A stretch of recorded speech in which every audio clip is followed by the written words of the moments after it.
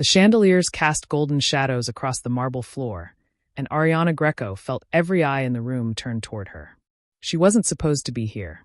This charity gala belonged to people with old money and older secrets. But across the ballroom, through the crowd of silk gowns and tailored suits, a man stood perfectly still, watching her with the kind of attention that made her forget how to breathe. Don Rafael Santini didn't smile. He didn't need to. The air between them shifted, heavy with something she couldn't name. Fate, perhaps. Or ruin. She would soon learn they were the same thing. Please like, share, and subscribe. Ariana tugged at the hem of her borrowed dress, the deep emerald fabric clinging to her curves in ways that made her feel both beautiful and exposed. Her best friend Maya had insisted she come tonight, had practically shoved her into this gown and out the door with promises that she needed to live a little, take risks, stop hiding behind her bookstore counter and her safe, predictable life. Now, standing in the Santini Foundation's annual gala, Ariana wondered if some risks were too dangerous to take. The man across the room moved then, a slight tilt of his head that sent his security detail stepping back. He was tall, perhaps 6'3", with dark hair swept back from a face that could have been carved from Roman marble. His suit was black, perfectly tailored, probably worth more than her entire year's rent. But it was his eyes that held her frozen. Dark, almost black, and fixed on her with an intensity that felt like a physical touch. He began walking toward her, and the crowd parted without him having to say a word. People moved out of his path instinctively, the way smaller creatures yield to apex predators. Ariana's heart hammered against her ribs.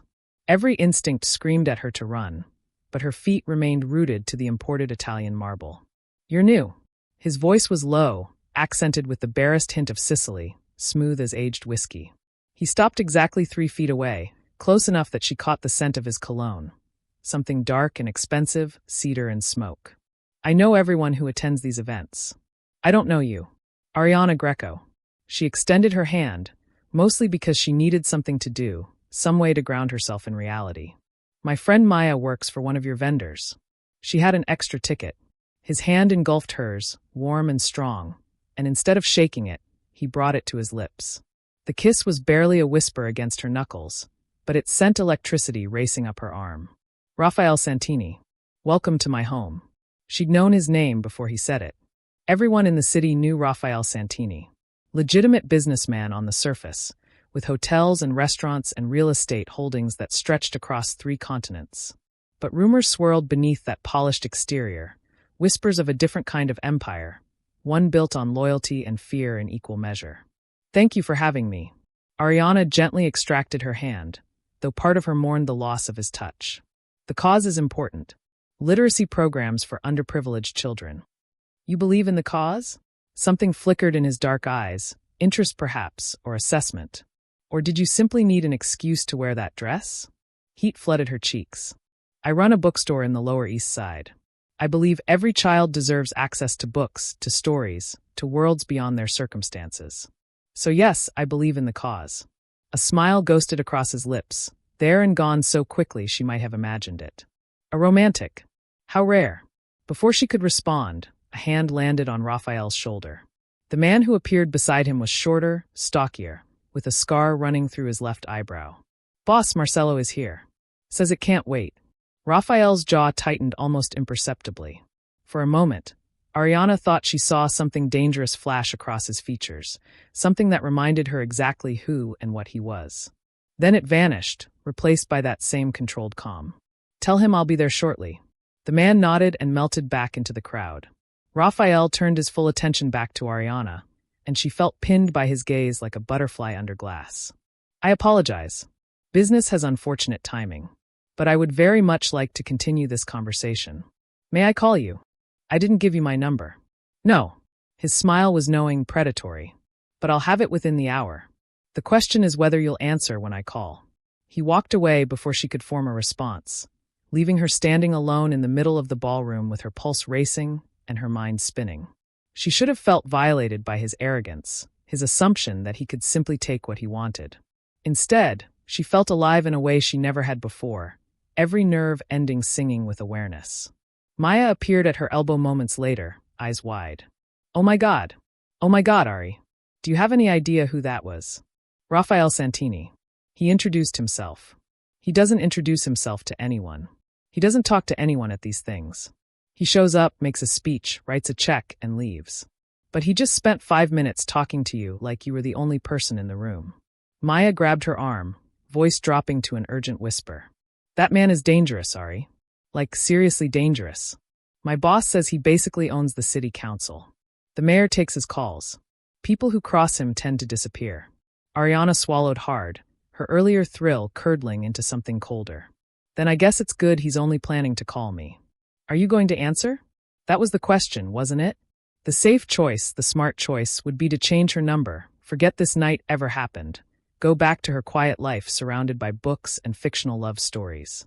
But something had shifted inside her the moment Raphael Santini's eyes met hers across the ballroom. Something reckless and hungry that she hadn't known existed until now. I don't know, she whispered.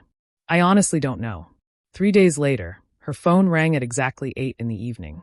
Unknown number. Ariana stared at the screen, her finger hovering over the decline button. She was in her apartment above the bookstore, curled up on her worn sofa with a cup of tea and a novel she'd read 3 times before. Safe. Comfortable. Predictable. She answered. Hello, Ariana. Just her name, spoken in that dark honey voice, and her entire body responded like he'd touched her. Have dinner with me tomorrow night. Not a question. A statement, an expectation. She should have been annoyed by his presumption. I don't even know you. Then dinner will remedy that. She heard the smile in his voice. I'll send a car for you at 7. Wear something you feel beautiful in. I didn't say yes. Didn't you? A pause, weighted with meaning. I could hear it in your voice the moment you answered. You've been thinking about me, wondering, the same way I've been thinking about you. Don't lie and tell me I'm wrong. Her hand tightened around the phone. You're very sure of yourself. I'm sure of what I want. There's a difference. His voice dropped lower, more intimate. 7 o'clock, Ariana. I'll be waiting. He hung up before she could argue, leaving her staring at her phone and wondering what she'd just agreed to. Because he was right, damn him. She had been thinking about him. Constantly. Obsessively. His face haunted her dreams, his voice echoed in her quiet moments, and the memory of his lips against her hand made her skin burn. At 6:30 the next evening, Ariana stood in front of her closet in her underwear, paralyzed by indecision. She owned exactly 3 dresses nice enough for a date with a man like Raphael Santini. She chose the simplest, a black wrap dress that hugged her curves without being overly provocative, and paired it with the one pair of heels she owned that didn't make her feel like she was playing dress-up. The car arrived precisely at 7. Not a car, actually. A town car with a driver who opened the door for her and called her Miss Greco like she was someone important. The interior smelled like leather and money, and Ariana perched on the edge of the seat, her hands clasped in her lap to keep them from trembling. They didn't go to a restaurant. The car pulled up to a high-rise overlooking the river, one of those buildings where the doorman wore white gloves and knew better than to ask questions. The driver escorted her to a private elevator that required a key card to operate, then stepped back with a small bow. The elevator opened directly into a penthouse apartment that stole her breath. Floor-to-ceiling windows showcased the city lights like scattered diamonds. The decor was minimalist, all clean lines and neutral tones, but every piece screamed quality, from the marble floors to the abstract paintings that probably cost more than her bookstore's entire inventory. Raphael stood by the windows, outlined by the city he controlled. He'd shed his suit jacket, his white shirt rolled up to reveal strong forearms. He turned when the elevator opened, and the intensity of his gaze made her forget how to breathe. You came. He crossed to her in 3 long strides, taking her hands in his. I wasn't certain you would. I'm not certain why I did, she admitted. Honesty seemed important here, in this moment. Pretense felt dangerous. Because you feel it too. He raised one hand to her face, his thumb tracing her cheekbone with devastating gentleness.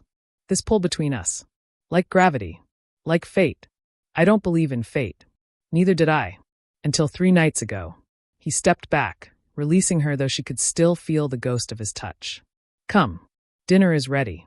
He'd set a table by the windows, intimate and perfect, with candles and wine and food that smelled incredible.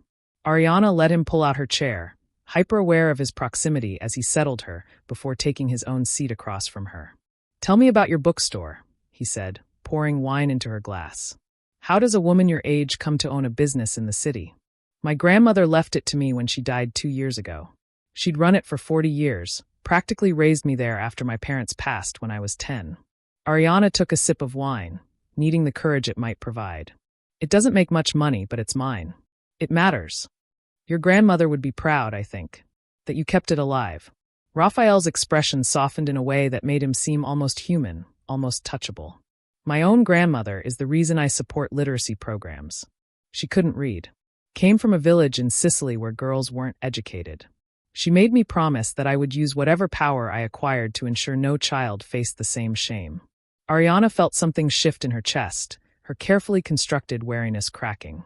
That's beautiful. She was beautiful. Fierce and strong and uncompromising. She would have liked you, I think. He leaned forward, his dark eyes holding hers captive. You have that same strength. I saw it the moment you walked into that ballroom. You didn't belong there, didn't fit their world, but you held your head high anyway. Unashamed. Unapologetic. I was terrified, she confessed. I wanted to run. But you didn't. You stayed. You spoke to me like an equal when most people can barely meet my eyes. His hand reached across the table, covering hers. Do you know what I am, Ariana? What people say about me. Her heart kicked against her ribs. I've heard things. Rumors. Not rumors. His thumb traced circles on her palm, the touch sending shivers up her arm. I am exactly what they say. I control things in this city that exist in shadows. I make decisions that keep certain people safe and ensure others disappear. I am not a good man by any conventional measure. She should pull her hand away. Should stand up, walk out, run back to her safe life. Instead, she turned her palm up, threading her fingers through his. Then why are you telling me this? Because I want you to know what you're getting into. His grip tightened, almost painful. Because from the moment I saw you, I knew you would be mine. And I need you to choose this, choose me, with full understanding of what I am. That's insane. But her voice came out breathless, wanting. You don't even know me. I know enough. I know you're brave and kind and fierce. I know you've built a life from loss and turned it into something meaningful. I know that when you look at me, you don't see a monster. You see a man. He stood, pulling her to her feet, closing the distance between them until she had to tilt her head back to maintain eye contact. I know that you haven't been touched the way you deserve. That you're innocent in ways that make me want to both protect and corrupt you. Heat flooded her face. How did he know? How could he possibly know? Raphael, tell me I'm wrong. His free hand cupped her face, thumb brushing her lower lip. Tell me there haven't been other men, and I'll apologize for my presumption. She couldn't. The truth stuck in her throat, humiliating and exposing. At 23, in a world where experience was expected, she'd remained untouched. Not from lack of opportunity, but from fear. Fear of vulnerability, of being hurt, of letting someone close enough to destroy her the way loss had destroyed her as a child. I won't apologize for it, she whispered. For waiting. For wanting it to mean something. You shouldn't. His forehead touched hers, his breath warm against her lips. It makes you rare. Precious. Mine. I'm not. You are. He kissed her then, and the world fell away. His lips were soft and demanding at once, claiming her with a thoroughness that made her knees weak. She'd been kissed before, awkward fumbling in college, first dates that went nowhere. This was nothing like that. This was devastating, a complete dissolution of her defenses, every wall she'd built crumbling under the assault of his mouth on hers. When he finally pulled back, they were both breathing hard. His eyes had gone almost black, pupils blown wide with desire barely held in check. I should take you home. Before I do something you're not ready for. What if I'm ready? The words escaped before she could stop them, brave and reckless. You're not. He pressed another kiss to her forehead, gentle this time, reverent. And when the time comes, when you give yourself to me, it will be because you're certain. Because you trust me completely. Not because I seduced you over wine and candlelight.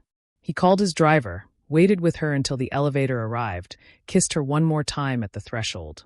I'll call you tomorrow. And the day after. And every day until you understand that this is real, that I'm not going anywhere, that you're safe with me. Ariana floated through the next week in a daze. True to his word, Raphael called every evening at 8. Sometimes they talked for hours about everything and nothing. Her favorite books, his grandmother's stories from Sicily, the small moments that had shaped them into who they were. Other times the conversations were brief, just his voice checking in, making sure she'd eaten, that she was safe, that she was thinking of him the way he thought of her. He sent flowers to the bookstore. Not roses, but peonies, her favorite, which she'd mentioned once in passing. The card simply read, "Because you deserve beautiful things." R. He showed up on a rainy Tuesday afternoon, standing in her bookstore looking completely out of place among the worn paperbacks and scarred wooden shelves. Two men in suits waited outside, obviously security. Raphael browsed the fiction section like he had all the time in the world, then brought a stack of books to her counter. "You're buying books?" She couldn't keep the surprise from her voice. "You seemed shocked when I mentioned reading Dante in the original Italian. I thought I should prove I'm not completely uncultured." He handed her his credit card, black and heavy. "Besides, I like supporting small businesses, especially when they're owned by beautiful women who haunt my every waking thought." Heat crept up her neck. "You can't just say things like that." "Why not? It's true." He leaned across the counter, close enough that she caught his scent. "Have dinner with me again. Tomorrow night. Let me cook for you this time." "You cook?" "My grandmother insisted. Said a man who can't feed himself is a boy, not a man." His smile was devastating. "Say yes, Ariana." She did. Of course she did. Saying no to Raphael Santini was like trying to hold back the tide with her bare hands. The next evening, she found herself back in his penthouse, this time watching him move around a kitchen that belonged in a magazine spread. He'd shed his suit jacket and tie, and there was something impossibly intimate about seeing him like this, sleeves rolled up, competent and focused as he prepared fresh pasta from scratch. "My grandmother's recipe," he explained, his hands working the dough with practiced ease. "Every Sunday, she would make enough to feed half the neighborhood. Said that food was love made visible." Ariana perched on a barstool, sipping wine and watching him work. "You miss her?" "Every day." His voice went soft. "She died 5 years ago. Heart attack, sudden and brutal. She was the only person who ever truly knew me, who saw past what I'd become to who I was underneath." "Tell me about him." She set down her wine glass. "The man underneath." Raphael paused, his dark eyes finding hers. "He's tired. He carries the weight of an empire he never wanted but can't abandon. He's done things that would make you run screaming if you knew the details. But he's also a man who wants simple things. A woman to come home to. Children who will never know the violence that shaped him. Peace, eventually, if such a thing exists for men like me." The vulnerability in his voice cracked something open inside her chest. She stood, crossed the kitchen, placed her hand over his where it rested on the counter. "I'm not running." His hand turned, capturing hers, pulling her closer until she stood between his braced arms. "You should. Any sane woman would." "Then maybe I'm not sane." She reached up, touching his face, tracing the hard line of his jaw. "Because when I'm with you, I feel more alive than I've ever felt. Like I've been sleepwalking through my life, and you woke me up." He kissed her then, hard and hungry, lifting her onto the counter without breaking contact. His hands spanned her waist, thumbs brushing the underside of her breasts through her thin sweater, and she gasped into his mouth at the sensation. Every nerve ending came alive, her body responding to his touch with an urgency that should have frightened her. "Raphael." His name came out like a prayer or a plea. "I know, Dulcezza. I know." He pressed kisses along her jaw, down the column of her throat, his teeth grazing her pulse point. "But not yet. Not until you're sure." "I am sure." Her fingers tangled in his hair, holding him close. "I've never been more sure of anything." 1 month. He pulled back enough to meet her eyes, his own blazing with barely controlled desire. "Give me 1 month to court you properly, to show you what life with me could be. Let me earn this, earn you. And if at the end of that month you still want me, then I'll make you mine in every possible way." It was both a promise and a test. Ariana understood that he was giving her time to run, to change her mind, to see him clearly and choose differently. The smart part of her brain screamed that she should take the out he was offering. The rest of her, the part that came alive under his touch, knew she was already his. The month would change nothing. "Okay," she whispered. 1 month. His smile was triumphant and tender at once. "Then let me feed you, Kara. Before this food goes to waste and I forget every good intention I've ever had." The month that followed was a dream Ariana never wanted to wake from. Raphael courted her with an intensity that took her breath away. He sent his driver to pick her up every morning, ensuring she arrived safely at the bookstore. Fresh coffee and pastries appeared on her counter like clockwork. He cleared his schedule to have lunch with her at least 3 times a week, showing up in jeans and casual shirts that made him look younger, more approachable, though no less dangerous. He took her to the opera, to gallery openings, to small restaurants in neighborhoods she'd never explored. But her favorite nights were the quiet ones in his penthouse, cooking together or curled up on his sofa while he read to her in Italian, his voice turning Dante's words into music. He never pushed for more than she was ready to give, though the tension between them built with each passing day. His kisses grew deeper, his touches more bold, but he always pulled back before things went too far. The restraint was written in every tense line of his body, every ragged breath, and knowing that he wanted her with the same desperate hunger she felt for him only made her want him more. 3 weeks into their month, Ariana was closing up the bookstore when a man walked in just before she could lock the door. Young, handsome in a conventional way, wearing an expensive suit and an easy smile. "Sorry, we're closed for the night." She kept her hand on the door, ready to usher him out. "Just looking for a gift for my sister. Birthday's tomorrow, and I completely forgot until now." He flashed a charming, self-deprecating grin. "You'd be saving my life. 5 minutes, I promise." Against her better judgment, she let him in. He browsed the fiction section, asking questions about various titles, flirting in a way that was obvious but not aggressive. Under normal circumstances, she might have been flattered. Now, comparing him to Raphael, he seemed like a boy playing at being a man. "Maybe you could help me pick something over coffee?" He leaned against the counter, smile widening. "There's a place around the corner. I'd love to get your recommendations. I'm seeing someone." The words came easily, carrying weight and truth that made her heart skip. "But I'm happy to recommend books here." "Serious?" He raised an eyebrow. "The way you hesitated before saying you're seeing someone makes me think maybe it's not that serious." "It is." A voice like thunder came from the doorway, and Ariana's heart stopped. Raphael stood there, his 2 security guards flanking him, and the look on his face was pure murder. Very serious. The kind of serious where men who flirt with what's mine tend to regret it. The color drained from the other man's face. He clearly recognized Raphael, understood exactly what kind of danger he was in. I'm sorry, I didn't know." "Now you do." Raphael's voice was soft, deadly. "Leave. And pray I don't remember your face." The man practically ran out of the store, abandoning any pretense of buying books. Raphael locked the door behind him, flipped the sign to closed, and turned to face Ariana. The rage in his expression made her stomach drop, but underneath it she saw something else. Fear. Possessiveness. Need. "Raphael. Don't." He crossed to her in 3 strides, his hands framing her face with barely controlled force. "Don't tell me it was nothing. Don't tell me you were just being polite. I saw the way he looked at you, like he had any right, like you weren't already claimed. I told him I was seeing someone. I told him it was serious. After he asked you out. After he made his interest clear." His thumbs pressed against her cheekbones, his grip trembling slightly. "Do you have any idea what it does to me? Seeing another man try to touch what's mine? I wanted to tear him apart with my bare hands. I still want to find him and make sure he never looks at another woman the way he looked at you. But you didn't." She covered his hands with hers, holding his gaze. "You controlled yourself. You protected me without hurting him. That's the man you are, Raphael. Not the monster you think you are. You don't know what I'm capable of." His voice cracked. "The things I've done would do to keep you safe. To keep you mine. Then show me." She pulled his hands down, pressed them against her waist. "Show me I'm yours. Prove it." "Ariana." Her name was a warning, a plea. "It hasn't been a month. I don't need a month. I don't need another day." She rose on her toes, her lips a breath away from his. "I know what I want. I know who I want.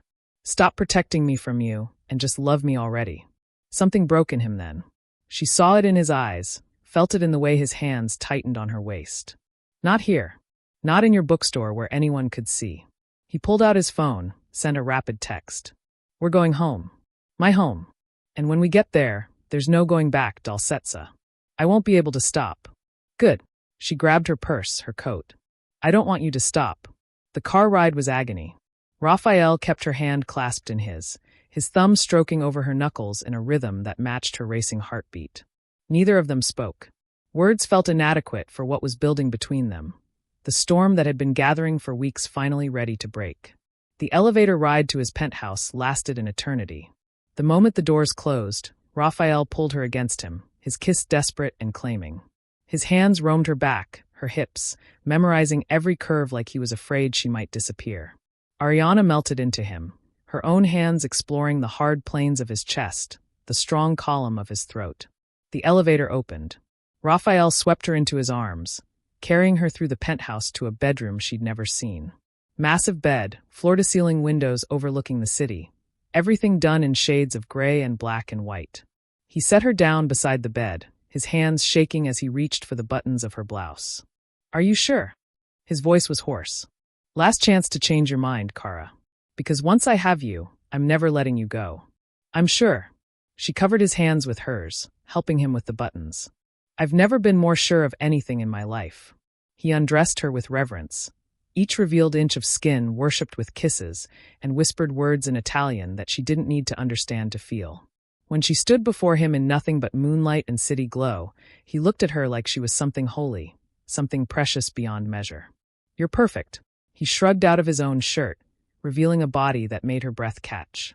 Broad shoulders, defined muscles, and scattered scars that told stories of a violent life. "Every fantasy I've had doesn't compare to the reality of you." She reached for him, pulling him down onto the bed, and the world narrowed to just them. His weight, his warmth, the way he touched her like she was both fragile and fierce. Time lost meaning. There was only sensation, emotion, the gradual breaking down of every barrier until nothing existed between them. When he finally made her his, the brief pain was nothing compared to the overwhelming rightness of it.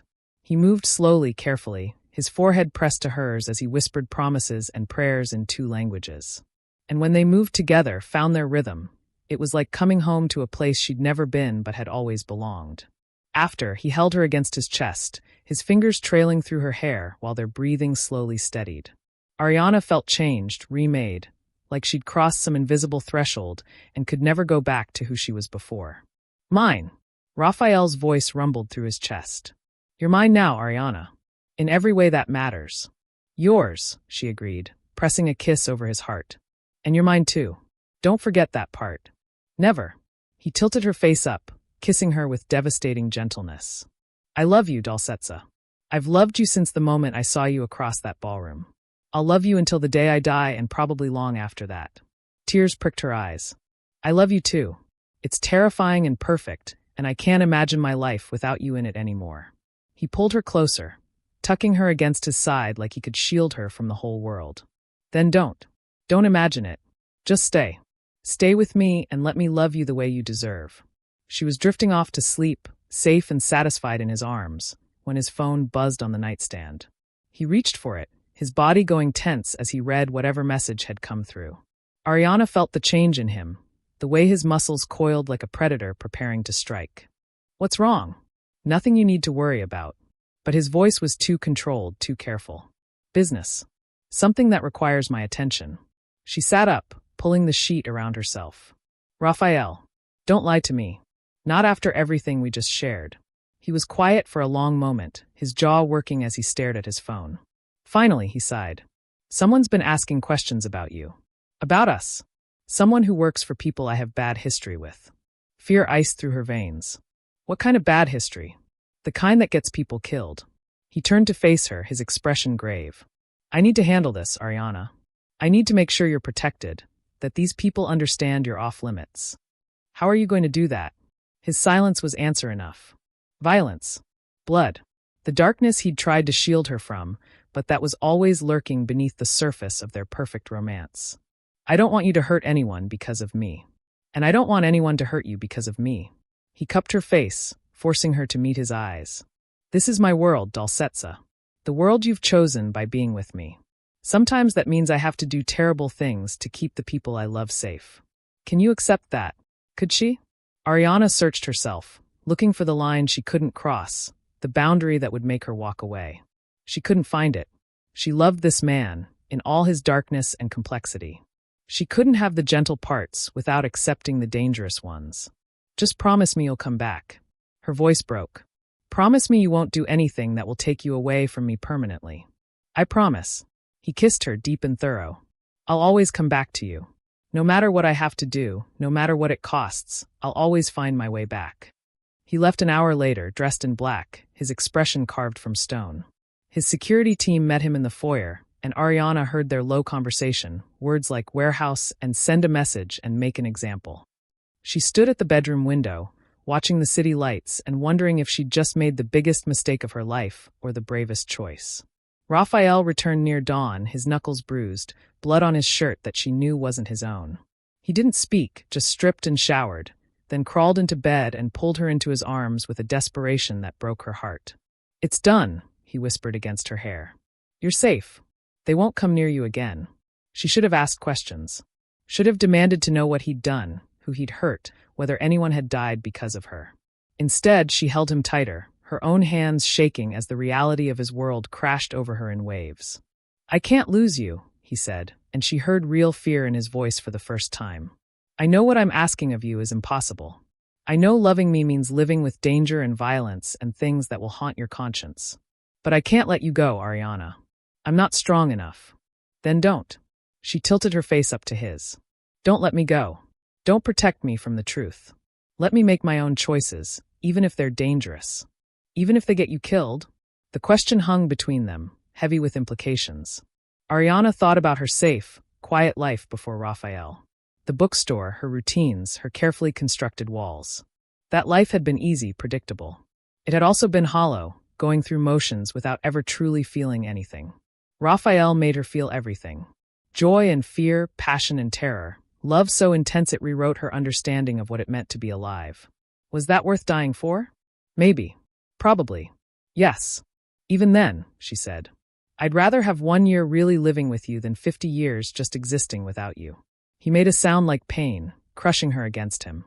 "You're going to destroy me, Dulcetsa. Completely and utterly destroy me." "Good." She kissed him, tasting salt, his tears or hers, she couldn't tell. "Then we'll be even." They made love again as the sun rose, desperate and clinging, both of them trying to prove something that couldn't be put into words. That they were real. That this was worth it. That love could survive in the darkness if they held on to each other tightly enough. Afterward, Raphael traced idle patterns on her bare shoulder, his expression troubled. "I need to tell you something. About the people who were asking questions." Ariana's stomach dropped. "What about them?" "They work for the Rossini family. Old enemies, old debts. We've had an uneasy truce for the past 3 years, but they've been looking for leverage, a way to tip the scales in their favor." His hand tightened on her shoulder. "You're that leverage, Ariana. As long as you're with me, you're a target. So what do we do? I can assign you security. Keep men on you at all times. Make sure you're never alone, never vulnerable." The thought made her chest tighten. "I can't live like that. Constantly watched, constantly protected. That's not living, Raphael. That's just another kind of prison." "Then what?" He sat up, running his hands through his hair in frustration. "You want me to let you walk around unprotected while people who want to hurt me look for ways to use you? That's not happening, Ariana. I won't risk you. I'm not asking you to risk me. I'm asking you to trust me. To trust that I can be smart, can be careful, without armed guards following my every move. It's not about trust. It's about reality." He stood, pacing the bedroom like a caged animal. "You don't understand what these people are capable of. What they'd do to you if they got their hands on you. I've seen it, Ariana. I've seen what happens to people who get caught in the crossfire of my world. I won't let that happen to you." "Then end it." The words came out before she could stop them. "End the feuds, the violence, the cycle. Walk away from that life and build something different with me." He laughed, but there was no humor in it. "You think it's that simple? That I can just walk away? My family has been in this life for 4 generations. I have responsibilities, people who depend on me, debts and alliances that can't be dissolved with a handshake and good intentions. So I'm just supposed to accept that loving you means living in constant danger? That we can never have a normal life because you're too important, too powerful to walk away?" "Yes." His voice rose, echoing off the walls. "That's exactly what I'm saying. This is who I am, Ariana. This is the life I can offer you. I warned you. I told you what you were getting into. You told me you were dangerous. You didn't tell me I'd be a prisoner." She stood, wrapping the sheet around herself, needing the barrier even though it was useless. "I can't do this, Raphael. I can't live my life looking over my shoulder, wondering if today's the day someone decides I'm worth kidnapping or killing. That's not love. That's just fear with a different name." His face went pale. "What are you saying?" "I'm saying maybe we moved too fast. Maybe we need to take a step back, figure out if this is really sustainable, or if we're just caught up in the intensity of it all." "No." He crossed to her, gripping her arms. "No, you don't get to do that. You don't get to give yourself to me completely and then walk it back when reality gets uncomfortable. I told you there was no going back. I meant it. Let go of me. Her voice shook. He released her immediately, stepping back like she'd burned him. I'm sorry. I didn't mean. He closed his eyes, visibly fighting for control. I would never hurt you, Ariana. Never. But I also can't let you go. Not now. Not when I finally have something worth living for. Tears spilled down her cheeks. I love you. But I'm scared, Raphael. I'm so scared that loving you is going to destroy me. Then let me protect you. Accept the security. Accept the guards. Let me keep you safe while I figure out how to end this threat permanently. And then what? Another threat appears? And another? When does it end? I don't know. The admission cost him. She could see it in every line of his body. I don't know if it ever ends. But I know I'd rather die than live without you. So please, Dalsetsa. Please don't give up on us. Not yet. She wanted to say yes. Wanted to throw herself into his arms and promise that they'd figure it out together. But fear had taken root in her chest, cold and insistent, whispering that this was a mistake, that she should run while she still could. I need time. She wiped at her tears. I need to think. How much time? I don't know. A few days. A week. I just need space to clear my head, to figure out if I'm strong enough for this. Pain flashed across his face, but he nodded. Okay, I'll give you time. But, Ariana, know that I'm not giving up. I will fight for you, for us, with everything I have. This isn't over. She left his penthouse with tears streaming down her face, his driver taking her home in silence. The bookstore felt too quiet, too empty, and she spent the day going through motions without really seeing or feeling anything. Customers came and went. She recommended books, made change, restocked shelves. All of it meaningless, hollow. That night, alone in her apartment, she let herself really cry. Great, heaving sobs that left her exhausted and aching. She loved Raphael with an intensity that terrified her. But could she live with the consequences of that love? Could she accept a life where danger was constant, where every moment together was borrowed time before the next crisis? Her phone rang. His name on the screen made her heart clench. She almost didn't answer. But love, it seemed, was stronger than fear. Hello. I miss you. His voice was rough. It's been 12 hours, and I miss you so much I can barely breathe. Fresh tears spilled over. I miss you too. Then come back to me. Let me hold you. We'll figure everything else out together. It's not that simple, Raphael. Yes, it is. He paused. I made some calls today. Started reaching out to people, exploring options. There might be a way to broker peace with the Rossinis, to eliminate the threat permanently without more violence. It will take time, will require compromises I'm not thrilled about, but it's possible. Hope flickered in her chest. Really? Really? For you, I'd do anything. Renegotiate every alliance, give up territory, walk away from feuds that have lasted decades. None of it matters if I lose you. Don't make promises you can't keep. I'm not. His voice turned fierce. I've never meant anything more in my life. You are my priority, Ariana. Everything else comes second. So please come home. Let me prove it to you. She should have said no. Should have held firm, demanded more time. Instead, she heard herself say, "Send your driver." I'll pack a bag. Thank God. Relief flooded his voice. Thank God. I'll be waiting. The penthouse was dark when Ariana arrived, lit only by the glow of the city beyond the windows. Raphael waited by the door, and the moment she stepped off the elevator, he pulled her into his arms with a desperation that spoke of hours spent imagining she wouldn't come back. I was afraid you'd change your mind. His lips found her temple, her cheek, the corner of her mouth. That you'd realize you deserve better than a life tangled up with mine. I probably do. She pulled back enough to meet his eyes. But I don't want better. I want you. Even if it's complicated and dangerous and probably going to break my heart eventually. It won't. He cupped her face, his thumbs brushing away tears she hadn't realized were falling. I won't break your heart, Dalsetsa. I'll protect it like it's my own. Because it is. You hold my heart in your hands, and I trust you completely not to destroy it. They stood there in the darkness, holding each other like survivors of a shipwreck clinging to the same piece of driftwood. Eventually, Raphael took her hand and led her to the bedroom, helped her undress with gentle hands, and pulled her into bed. They didn't make love. They just held each other, his arms around her waist, her head on his chest, listening to his heartbeat slow and steady beneath her ear. Tell me about the Rossinis, she whispered into the darkness. Help me understand what we're up against. Raphael was quiet for a long moment, his fingers trailing through her hair in a soothing rhythm. Marco Rossini and I grew up together.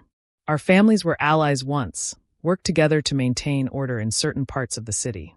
But 3 years ago, Marco's younger brother Luca decided he wanted more power, more territory. He went behind Marco's back, tried to make a move on one of my operations. What happened? I stopped him. Permanently. The words were flat, emotionless, but Ariana felt the tension in his body. Marco knew his brother had overstepped, knew the consequences were justified by our world's rules. But he's still his brother.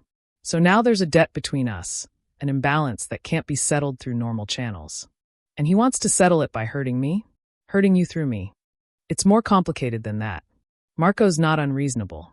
He understands the rules, understands that what I did was within my rights. But his family expects blood for blood, and he's under pressure to deliver some kind of retribution. Raphael's arms tightened around her. I've been working on a solution, a way to give him something he values more than revenge. What could possibly be worth more than avenging his brother? Territory, power, control over operations that have been in dispute for years. If I can convince him to accept those concessions, he might be willing to declare the debt settled and guarantee your safety. He pressed a kiss to her hair. It means giving up things I've fought for, giving ground to a man who I don't entirely trust. But you're worth it. You're worth everything. Ariana's throat tightened. When will you know if he'll accept? We're meeting in 3 days. Neutral territory, with witnesses from the other families to ensure the terms are honored. If he agrees, the threat is over. If he doesn't, Raphael trailed off, but the implication hung heavy in the air. If he doesn't, what happens? Then we go to war. And war means casualties on both sides, instability, attention from law enforcement that nobody wants. Most of the other families will pressure us both to find another solution, but Marco might decide his pride is worth the consequences. She rolled over to face him, her hand finding his jaw in the darkness. I don't want you to start a war because of me. It wouldn't be because of you. It would be because Marco chose revenge over good business sense. His hand covered hers. But I'm hoping it doesn't come to that. I'm hoping he's smart enough to take the deal. And if he takes it? If he agrees to leave me alone? What then? Then we live. Raphael smiled, and even in the dim light, she could see the hope in his eyes. We build a life together without this shadow hanging over us. I can start pulling back from the more dangerous aspects of my business, focusing on the legitimate enterprises. We can travel, see the world. I can take you to Sicily, show you where my grandmother grew up, introduce you to what's left of my family there. That sounds perfect. And it did. Almost too perfect, like a dream that would dissolve the moment she reached for it. It will be perfect. He pulled her closer, his lips finding hers in a kiss that tasted of promises and possibilities. I swear to you, Ariana, I will make this work. I will give you the life you deserve. They made love then, slow and tender, a reaffirmation of everything they'd found in each other. And when they finally drifted off to sleep, tangled together in the sheets, Ariana let herself believe that maybe, just maybe, love really could conquer everything. The next 3 days passed in a strange kind of limbo. Raphael worked constantly, making calls, meeting with advisors, preparing for his negotiation with Marco Rossini. Ariana spent her days at the bookstore, trying to maintain some sense of normalcy, even though everything had changed. True to his word, Raphael didn't assign her obvious security, but she noticed the same black car parked across the street, the same man in a suit browsing the coffee shop next door. Watching. Protecting. On the 3rd night, Raphael held her a little tighter before leaving for his meeting. Stay here tonight. Don't go back to your apartment. I need to know you're safe while I'm dealing with this. How long will you be gone? A few hours at most. These things have a rhythm to them. We'll talk, negotiate, probably posture and threaten each other for a while before we get down to real business. But by midnight, one way or another, this will be settled. Ariana kissed him, trying to pour every ounce of her love and faith into the contact. Come back to me. Always. He kissed her once more. Then he was gone, leaving her alone in the vast penthouse with nothing but her thoughts and fears for company. She tried to distract herself. Made tea. Attempted to read. Paced the length of the floor-to-ceiling windows, watching the city lights and wondering what was happening in whatever neutral location Raphael had mentioned. Were they talking? Arguing? Had violence erupted despite the witnesses and protocols? At 11:30, Her phone rang. Unknown number. Her hand shook as she answered. Hello, Miss Greco. The voice was unfamiliar, male, with an accent similar to Raphael's but somehow colder. My name is Marco Rossini. I believe you know why I'm calling. Ice flooded her veins. Where's Raphael? Raphael is here with me, safe and unharmed. For now. We've been having a very interesting conversation about you, about what you mean to him, about what he's willing to sacrifice to keep you safe. A pause. He loves you very much, Miss Greco. It's almost touching, seeing a man like him brought to his knees by a woman. What do you want? I want you to understand something. The deal Raphael is offering me is generous, far more generous than I expected. He's essentially gutting his own operation to buy your safety. That kind of sacrifice should mean something. Her heart hammered against her ribs. It does mean something. It means everything. Good. Because I'm going to accept his offer. I'm going to guarantee your safety and consider the debt between us settled.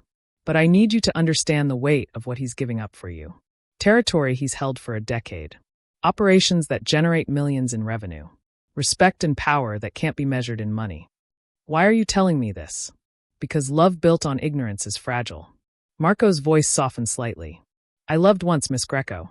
Loved a woman the way Raphael loves you. And when she finally understood the true cost of being with me, the sacrifices I'd made, the blood on my hands, she couldn't bear it. She left, and I became the man you've no doubt heard terrible things about. Tears stung her eyes. I'm not going to leave him. Then don't. But know what you're accepting. Know that every peaceful day you have together is bought with compromises that will haunt him. Be worthy of that sacrifice. The line went dead. Ariana stood there, phone pressed to her ear, Marco's words echoing in her head. Be worthy of that sacrifice. How did someone become worthy of that kind of love, that kind of devotion? How did she prove that she wouldn't become another loss that turned Raphael into something darker, harder, more broken? The elevator chimed. Raphael stepped out, and relief crashed over her in waves. She ran to him, and he caught her, lifting her off her feet as he held her tight. It's done. His voice was rough with emotion. You're safe. The debt is settled. Marco gave me his word in front of witnesses. No one will touch you, threaten you, or use you as leverage. You're protected. He called me. She pulled back to look at his face. Marco, he told me what you gave up. Raphael's expression shuddered. He had no right. Yes, he did. She cupped his face, forcing him to meet her eyes. I needed to know. I needed to understand what this cost you. It cost me nothing. He turned his head, kissing her palm. Everything I gave up was worthless compared to keeping you safe. I'd do it again in a heartbeat. Give up twice as much if that's what it took. I know. That's what scares me. She pressed her forehead to his. You'd burn down everything you've built for me. But what happens when you start to resent me for it? When you look at what you've lost and realize it was too high a price? Never. His hands framed her face, his gaze intense and unwavering. Listen to me, Ariana. I've spent my entire adult life building an empire, accumulating power and wealth and influence. And all of it, every single piece, left me empty. Then I saw you across that ballroom, and for the first time in my life, I understood what I'd been missing. Purpose. Real purpose, not just power for power's sake. Raphael, let me finish. His thumbs brushed away her tears. You make me want to be better. Not just seem better or pretend to be better, but actually transform into a man worthy of the way you look at me. If giving up territory and revenue and respect gets me closer to being that man, then I'm grateful for the opportunity. So no, Dulcetsa, I will never resent you. I will only ever be thankful that you chose to love me anyway. She kissed him then, pouring everything she couldn't say into the contact. Gratitude and love and fear and hope all tangled together until she couldn't tell where one emotion ended and another began. He responded with equal fervor, his hands mapping her body like he was memorizing every curve, every response. They made it to the bedroom in a tangle of desperate touches and shed clothing. Raphael made love to her like he was trying to prove something, every touch reverent and claiming at once. And when they finally collapsed together, sweaty and satisfied and completely undone, Ariana felt something shift inside her. The fear that had been her constant companion since that first night began to fade, replaced by something stronger. Faith. Trust. The bone-deep certainty that this man would keep every promise he made her. Marry me. Raphael's voice broke the comfortable silence. I know it's fast, I know we've barely known each other 2 months, but I don't care. I want to make this official, permanent. I want the world to know you're mine, and I'm yours. Ariana's heart stopped, then started again at double speed. Raphael, before you say it's too soon, consider this. In my world, marriage means something. It means you're untouchable, protected not just by my word, but by every alliance and agreement I've ever made. It means our children will be legitimate heirs, afforded every protection and privilege my name can provide. He rolled to face her, his expression serious. But more than that, it means I get to call you my wife. I get to wake up every morning knowing you chose me, permanently and irrevocably. You really want children? The question slipped out before she could stop it. His expression softened. I want everything with you. Children, growing old together, building a legacy that's about more than just power and money. I want to create a family, Ariana. A real family, built on love instead of obligation. She should have asked for time to think. Should have pointed out all the logical reasons to wait, to be sure, to build a stronger foundation before making such a permanent commitment. Instead, she heard herself say, yes. Yes, I'll marry you. Joy transformed his face, making him look younger, almost boyish. You mean it? I mean it. She kissed him, laughing against his lips. I love you, Raphael Santini. I want to be your wife, have your children, build that life you described. All of it. He rolled her beneath him, his smile wicked and warm. Then let me make love to my fiancé properly. We have a lot to celebrate.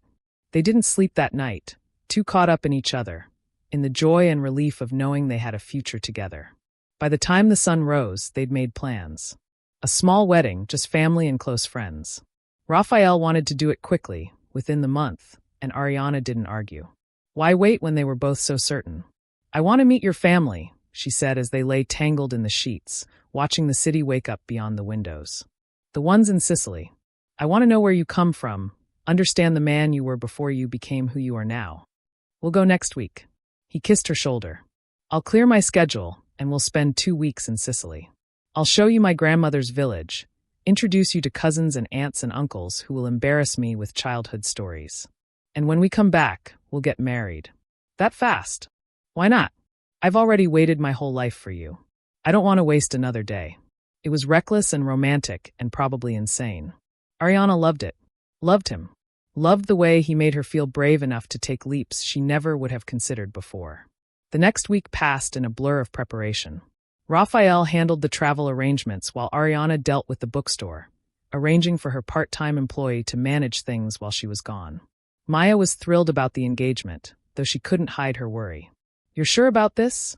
She asked over coffee 2 days before they were set to leave. It's not too fast, too intense? It's definitely fast and intense. Ariana twisted the engagement ring Raphael had given her, a stunning emerald surrounded by diamonds. But it's also right. I know it is, Maya. I've never been more certain of anything. Then I'm happy for you. Maya squeezed her hand. Just promise me you'll be careful. Raphael seems like a good man underneath all the dangerous stuff, but his world is still his world. Don't lose yourself in it. I won't. But even as she said it, Ariana wondered if it was true. She'd already changed so much in the 2 months since meeting Raphael. Become braver, more willing to take risks, less afraid of being hurt. Were those changes growth or transformation into someone she wasn't meant to be? The flight to Sicily was Ariana's first time in a private jet, and the luxury of it still felt surreal. Raphael worked for part of the flight, handling business calls and reviewing documents, but he kept her close, his hand finding hers whenever he wasn't typing or writing. The casual intimacy of it made her heart swell. This was going to be her life. Private jets and business empires, and a man who loved her enough to rearrange the world to keep her safe. They landed in Palermo as the sun was setting, painting the sky in shades of orange and pink. A car waited to drive them to Raphael's grandmother's village, a small town built into the hillside overlooking the Mediterranean. The houses were old, some dating back centuries, their stone walls weathered by salt air and time. Raphael's family home was larger than most, 3 stories with a terracotta roof and flowering vines climbing the walls. The moment they pulled up, the front door burst open, and a tide of people poured out. Aunts and uncles, cousins, second cousins, all talking over each other in rapid Italian, pulling Raphael into hugs and kissing his cheeks while casting curious, assessing glances at Ariana. Everyone, please. Raphael raised his voice, switching to English. This is Ariana, my fiancée. Ariana, this is chaos incarnate, also known as my family. An older woman pushed through the crowd, tiny but commanding, with white hair pulled back in a bun and eyes the same dark shade as Raphael's. She looked Ariana up and down, then smiled. So you're the one who finally captured my nephew's heart. I'm Zia Julia, his father's sister. Come. Let me look at you properly. She pulled Ariana into the house, into a kitchen that smelled of garlic and tomatoes and fresh bread. The other family members followed, filling the space with noise and warmth and an energy that was overwhelming and wonderful at once. Zia Julia sat Ariana down at a massive wooden table, pressed a glass of wine into her hand, and began interrogating her in accented but excellent English. Where was she from? What did her family do? Did she understand what kind of man Raphael was? Could she handle the life he would give her? Ariana answered honestly, aware that she was being tested, evaluated for worthiness. These people loved Raphael, had probably worried about him for years as he built his empire in America. They wanted to know he'd chosen well, that she wouldn't hurt him or use him or run when things got difficult. I love him, she said finally, meeting Zia Julia's shrewd gaze directly. I know his world is complicated and dangerous. I know being with him means accepting things I might not fully understand. But I love him, and I'm not going anywhere. Zia Julia studied her for a long moment, then nodded. Good. Raphael has been alone too long, carrying too much weight by himself. He needs someone strong beside him. I think maybe you are strong enough. Over the next 2 weeks, Ariana fell in love with Sicily almost as much as she'd fallen in love with Raphael. He showed her everything. The village where his grandmother had grown up, the church where generations of Santinis had been baptized and married and mourned. They hiked through olive groves and swam in hidden coves, ate meals that lasted for hours, and sat on the terrace of his family home watching the sunset paint the Mediterranean in impossible colors. His family embraced her completely, teaching her to make pasta from scratch and sharing stories about Raphael's childhood. She learned that he'd been a serious boy, always reading, always watching, even then preparing for the weight he would carry.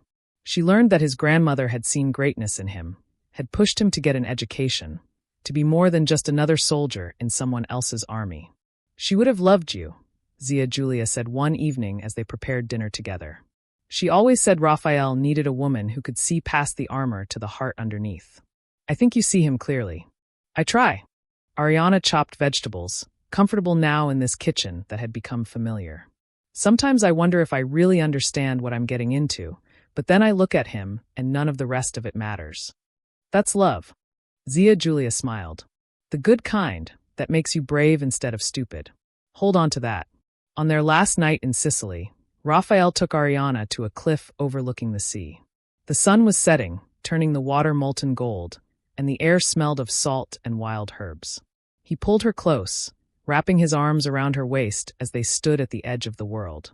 I want to get married here, he said quietly. In the village church, surrounded by family. I want to make my vows to you in the place where my grandparents made theirs, where my parents married before things fell apart. I want to build something better, start a new chapter for the Santini family that's about love and hope instead of just survival. Ariana turned in his arms, her heart so full it ached. Yes. Absolutely yes. You don't want a big wedding in the city? Something elaborate. I want this. She gestured to the village below, the sea beyond, the sky painted in impossible beauty. I want to marry you here, in this place that made you who you are. I want your family surrounding us and your grandmother's memory blessing us. That's worth more than any elaborate wedding could ever be. He kissed her then, tender and thorough, and Ariana felt the last of her fears dissolve. This was right. This was exactly where she was supposed to be, exactly who she was meant to love. They flew back to the city 2 days later to handle final business and tie up loose ends before returning to Sicily for the wedding. Raphael had meetings scheduled, contracts to finalize, and Ariana needed to make permanent arrangements for the bookstore. She decided to keep it but hire a manager, someone who could run the day-to-day operations while she focused on other things. Building a life with Raphael. Eventually, if she was lucky, raising children. The thought of children made her smile as she walked through the bookstore, taking inventory and making notes for the new manager she'd be hiring. A little boy with Raphael's dark eyes and serious expression. A daughter with her stubbornness and his strength. A family built on the foundation they were creating together. She was so lost in her daydreams that she didn't hear the bell over the door chime. Didn't notice she wasn't alone until a voice spoke from behind her. Ariana Greco. Finally. She spun around. Two men stood between her and the exit, both wearing suits that didn't quite hide the guns holstered beneath. Her heart stopped, then started again at a painful gallop. Who are you? Friends of Marco Rossini. The taller one smiled, but there was no warmth in it. Well, not friends exactly. More like people who think Marco made a mistake, accepting Raphael's deal. People who believe the debt should be paid in blood, not territory. Fear turned her blood to ice. Marco gave his word. Witnesses heard him agree. If you hurt me, you'll start a war. Maybe. The shorter one shrugged. Or maybe Raphael will be too broken to fight back once he finds your body. Either way, Marco's honor gets satisfied, and we get to be the ones who brought down Raphael Santini. They moved toward her, and Ariana's mind raced. She was alone, no security nearby despite Raphael's precautions. Her phone was in her purse behind the counter, too far to reach. The back exit was blocked by inventory. She had no weapons, no training, no way to fight off two armed men. But she had something they didn't expect. A stubborn refusal to go down without fighting.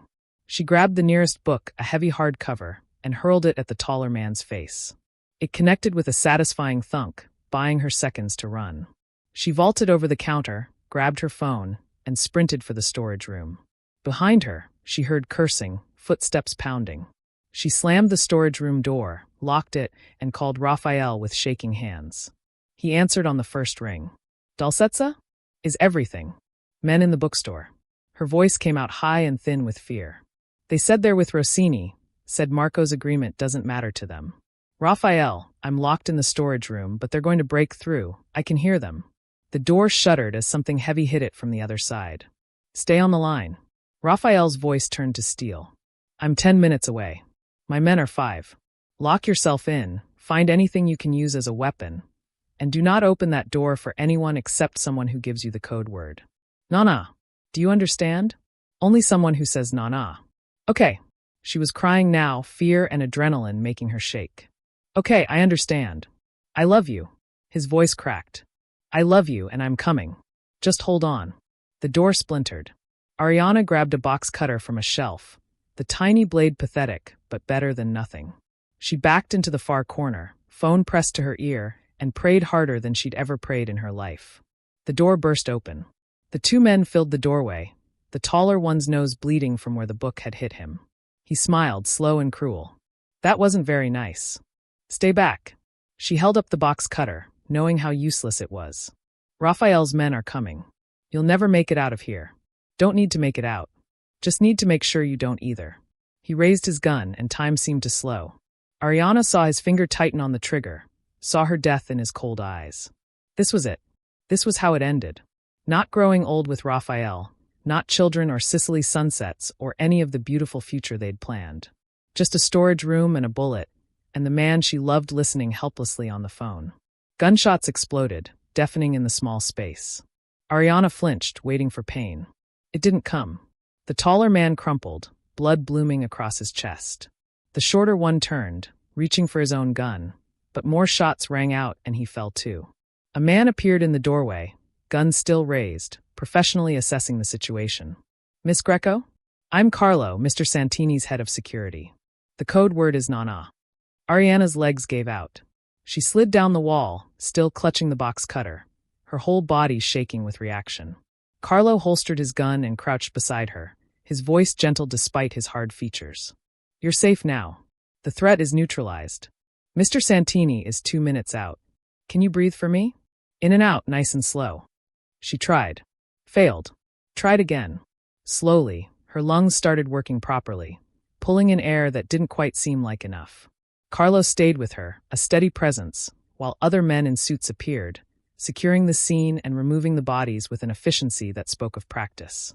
Then Raphael was there, pushing past Carlo, pulling her into his arms with a force that should have hurt but only felt like safety. I've got you. You're safe. I've got you. She buried her face in his chest and sobbed, all the fear and adrenaline pouring out in great heaving waves. He held her through it, his hands stroking her hair, his voice murmuring reassurances in Italian and English until she could breathe again. I'm sorry. His voice was wrecked. I'm so sorry, Dolcezza. This should never have happened. I thought we were safe, thought the agreement was solid, but I should have anticipated that not everyone in Marco's organization would honor it. Not your fault.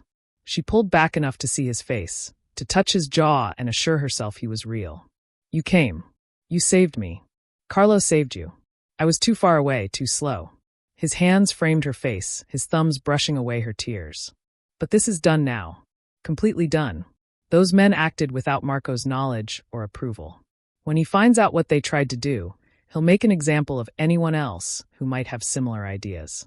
You'll never be threatened again. How can you be sure? Because I just spoke to him. Because he's as furious as I am that his word was undermined. Because he understands that if this happens again, the war we avoided before will be inevitable. Raphael's expression went hard. And because I'm not leaving anything to chance anymore. From now until we're married and beyond, you have security. Carlo and his team, 24/7. Non-negotiable. She should have argued. Should have insisted on independence. Instead, she just nodded. She'd come too close to dying today to pretend she didn't need protection. Okay. Surprise flickered across his features. No argument? Not today. She managed a shaky smile. Ask me again in a week. I'll probably fight you on it. But today, I just want to feel safe. And your security makes me feel safe. He kissed her, soft and reverent. Let's go home. You've had enough trauma for one day. Home meant his penthouse, and Ariana sank gratefully into the familiar space.